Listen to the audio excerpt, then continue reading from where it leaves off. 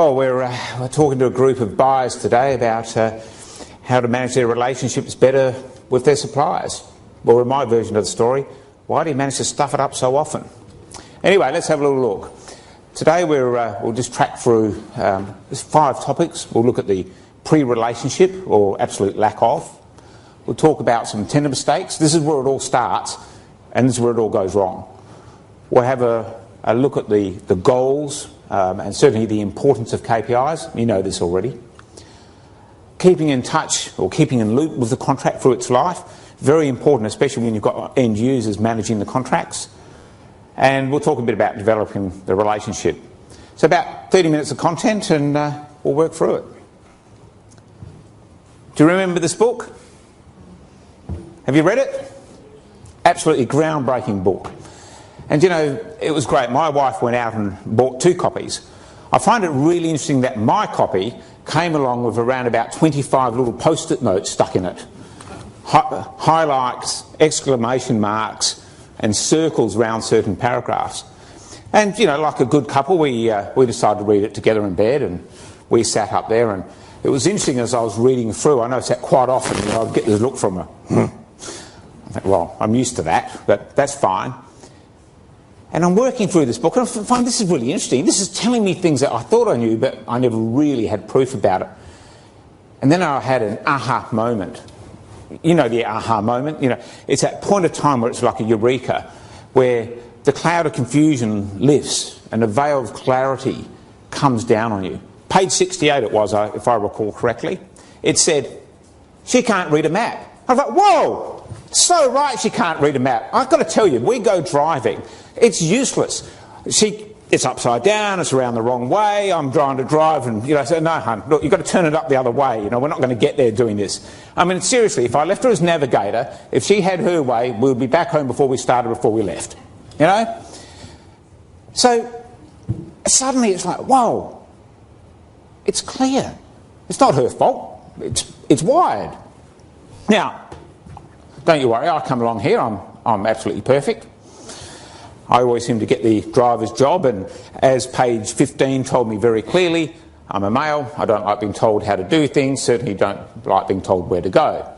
So as we're hurtling down the road, generally, you know, just under the subsonic speed, approaching the corner, she's clearly identified that I'm going to miss the turning.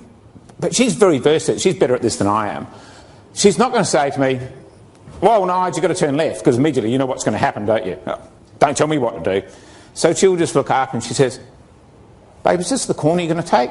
Right then, the passenger car, the family car, gets the braking performance of an F1 race car. 18 Gs. The kids in the back seat, they're all hanging forward on their harnesses. She in the passenger seat, she's kissed the dashboard. I know I'm going to get in trouble for that later on. Hard left, straighten up. Thanks. Of course. Works every time.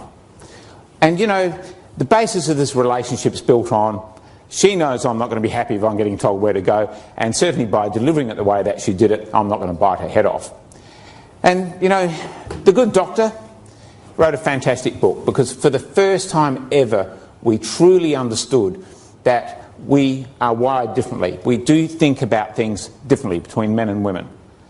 But if I had my chance, I'd get him to write another book. Buyers are from Mars, suppliers are from Venus. Do you agree? We come from a very different space, don't we? Very left and right.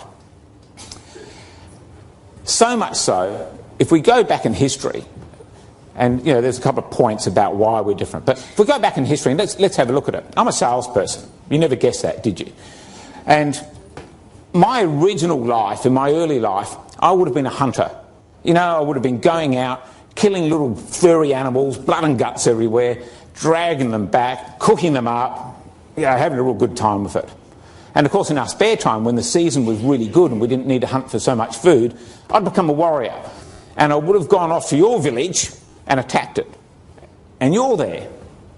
You're defenders. You don't want me to come in and take it all. So you will defend your village like anything. And then when the seasons got bad again, well, what happened? I had to go back to hunting again, because otherwise we're going to starve. And there's nothing different today. We are poles apart, and you need to understand that. When I come to you, I'm wanting to sell you something.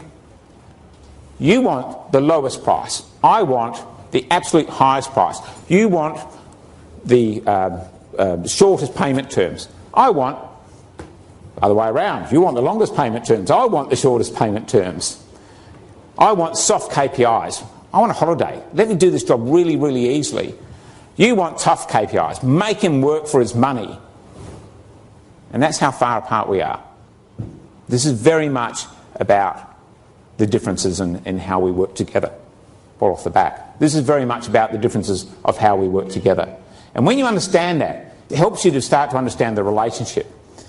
But the next stage for us is even weirder. We then bring out a document where you say to me, this is how good my company is. This is what we look like. This is how I want my products and services from you. And we're really nice people. And we write back to you. This is the tender document, of course. So we write back to you in a very similar fashion. We tell you exactly what you want to hear in the blind hope that we're going to get up to the next stage. Is that about right, how a tender process works? Yeah. Well, I reckon it's a little bit like a dating website. You know, these dating websites, this is actually my personal profile. It's a little bit older, but, you know, got a new wig and things like that. But, you know, Hot Stuff 56. I mean, he's a pretty good-looking guy.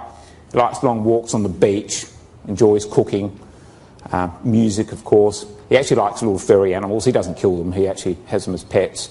And he likes to dance.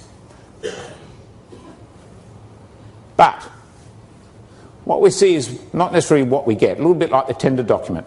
When I reply to you, or if you send it to me, because with Hot Stuff 56, we go on a date, what can we end up with? Well, maybe not what we thought we were going to get. Certainly what you see is not necessarily what you get. Now, Game Boy, online Game Boy, he's all right. There's nothing wrong with him at all. He's a nice guy. You know, he enjoys playing games on the internet, Dungeons and Dragons, I think, off memory. You know, he's out there. He certainly likes science and mathematics and things like that. But he's not what we expected, is he? We've rolled up to the date and Game Boy's sitting there. Whoa, hang on a minute. This is not right. And this is very much this process that we go through in the tender document. We find ourselves continually getting an unexpected result at the other end, be it the buyer or be it the supplier. And we can stop that by happening by actually going through a pre-relationship stage. And, you know, this is the stage where we talk before a tender. I know this is pretty wild for some of you. And I've got to tell you, we went to we were talking to a company, you know, just a couple of months ago, and said to them, well, let's meet. Let's talk about this before the, you know, and they said, oh, no, we're about to go out and tender. I said, oh, okay. So you can't meet? And I said, no, it's against our policy. Oh, okay. So we're about to go out, you're about to go out and tender. No, we're going to do it sometime next year. I'm thinking, okay. And they said to us, well, look, we'll meet with you anyway, but we need to meet you off-site so we don't break the policy, you know. And we're not going to send you an email because we don't want an audit trail. And I'm starting to think, oh, hang on, what's wrong with me? What have we done wrong here? So, you know, we set up the clandestine meeting. I wore the appropriate clothes, a mac and a hat, stood in the corner in the dark. I saw them arrive, and naturally, you know, as spies do, I didn't acknowledge them, I just followed them through. And I'm thinking, what is this? Why are we breaking the first part of a relationship because of a policy? Now, I know if you're in the public sector, you're immediately going to throw up 465 pages probity clauses for me. And I can understand that. But we need to actually break away from this a bit, because you're going to end up with online game of 56 if you're not careful. So if you're in an organisation, if you can change policy, you need to do something about that. If it's stifling your ability to get the right suppliers, get out of there and go somewhere else, because it's a major component of starting the relationship and ending up with what you actually thought you were going to get. Now, looking at